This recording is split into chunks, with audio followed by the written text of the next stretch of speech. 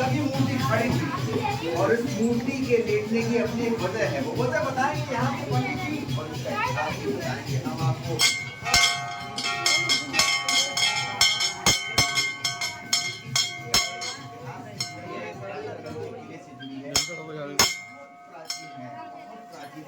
मैं आपसे कहूँगा कि ये आप एनडीटीवी की स्क्रीन पर इस समय अपने घरों में बैठकर देख रहे हैं। जो दर्शन दुर्लभ है, जिनको दर्शन करने के लिए देश दुनिया से पंडित जी आप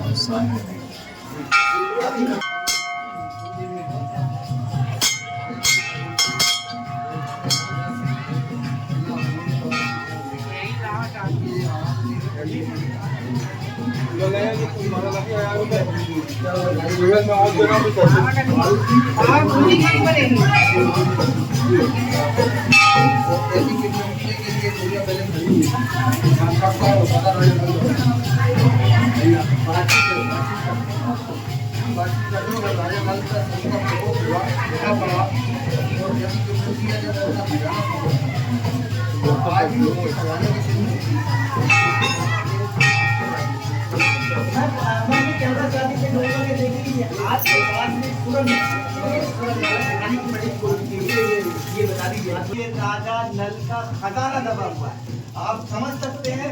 मैं दर्शकों से कहूंगा कि दिल थाम कर सुनिए तो हम बताने जा रहे हैं। ये देवी प्रतिमा लेटी हुई नहीं थी, ये देवी प्रतिमा एक जमाने में खड़ी थी, राजा नल दमयंती से बातचीत करती थी, उनकी कुलदेवी है।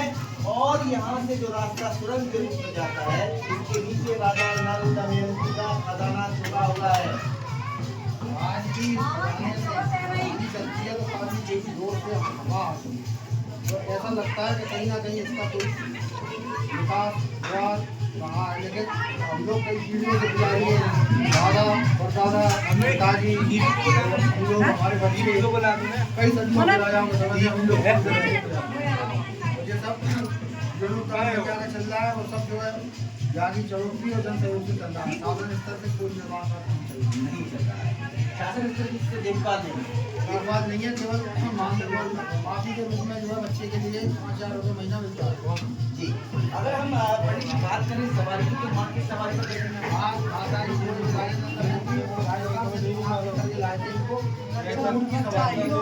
आप ये देखिए कि इसका इतिहास कहता है कि राजा नल दमयंती माता को राजस्थान से मना करके यहाँ लाए थे अपना राजपाट चलाने के लिए, और माता जो है वो ऊँट की सवारी पर बैठी हुई थी, यानी ऊँट, और ऊँट पर इतनी विशाल का प्रतिमा पाकिस्तान से लाए थे, राजस्थान से।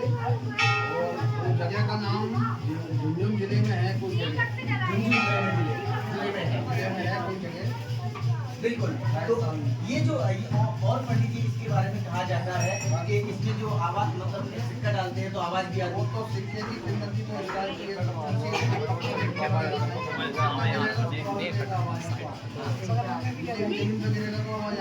खजाना तो दबा हुआ है, खजाना दबा हुआ, ये तो सही है ना, खजाना दबा हुआ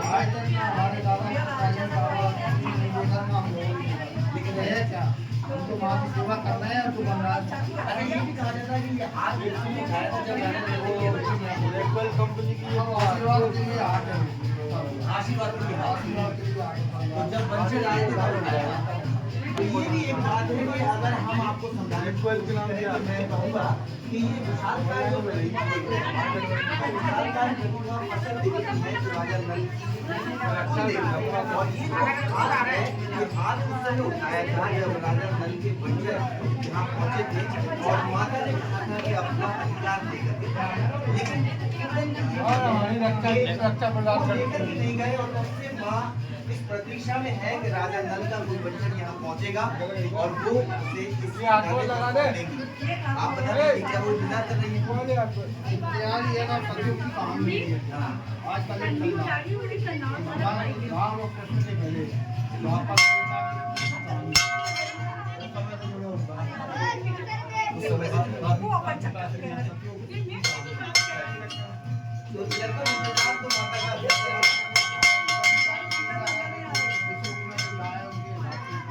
जब भी युग बदले या कभी कोई इंतजार, तो तो बिल्कुल, और ये जो बच्ची बैठी है ये माँ का श्रृंगार कर रही है, इस समय माँ को मेहंदी लगा रही हैं। अगर हम इन तक पहुंचकर आपकी बात कराने की, माँ का आशीर्वाद और माँ की कृपा है, क्या क्या कृपा है माँ की, क्या मांगती है माँ से और कैसे भाव से श्रृंगार कर रही है?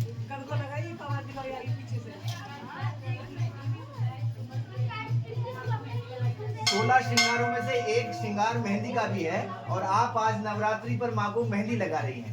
क्या मांगेंगी संसार के लिए? सभी के लिए मंगल कामनाएं।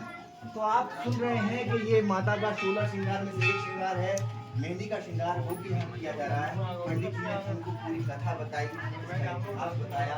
राजा जनक की ये देवी है बसर देवी, जो मारुति के नाम से जानी जाती थी, लेकिन खजाने की रक्षा करने के लिए ये खजाने के ऊपर यहाँ पर आवागमन का साधन न होने से या दर्शनार्थियों के आने में काफी कठिनाई होती है। मैं शासन स्तर से निवेदन करूंगा कि यहाँ रोड वगैरह की व्यवस्था यदि कर दी जाए तो काफी मंदिर की प्राचीनता का लाभ जो है दर्शनार्थी उठा सकते हैं। देश दुनिया से यहाँ श्रद्धालु पहुँचते हैं, माता के दर्शनों के सामने माथा देखते हैं और उसके साथ साथ अपनी मनोकामना भी मांगते हैं। कहते हैं संसार में सुख शांति फैले और इसके लिए उन्हें बड़ी कठिनाइयों से गुजरना पड़ता है। अगर प्रशासन इस रास्ते को सुगम और सुलभ बनाया जाए तो निश्चित तौर पर आप देखेंगे माता के दरबार में और ज्यादा भीड़ आपको नजर आएगी। बहरहाल ये जो ऐतिहासिक प्रतिमा है, ऐतिहासिक मंदिर से जुड़ी कहानी है, वो अपने आप में यहाँ सच्चाई को बयां करती है, बल्कि इस मंदिर के प्राचीन इतिहास को सामने रखकर आज प्रमाण के साथ लेटी हुई खजाने की रक्षा करती हुई दिखाई देती है। किले में राजा मारुति बसर देवी की कहानी से ख्याल रखिए और लगातार इस तरह के और रोचक कार्यक्रम देखते रहिए। अपने कैमरा साथी नितिन शर्मा के साथ अतुल गौड़।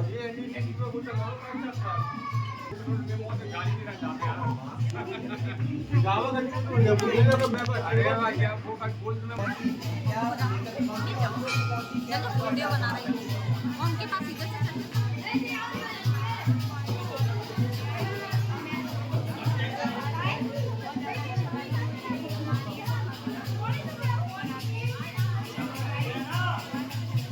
इतिहास के बारे में पता है माता के?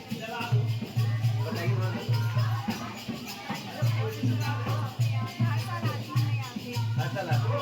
माता का जो इतिहास है उसकी कहानी पता है? थोड़ी बताइए बताइए कहानी नहीं पता है?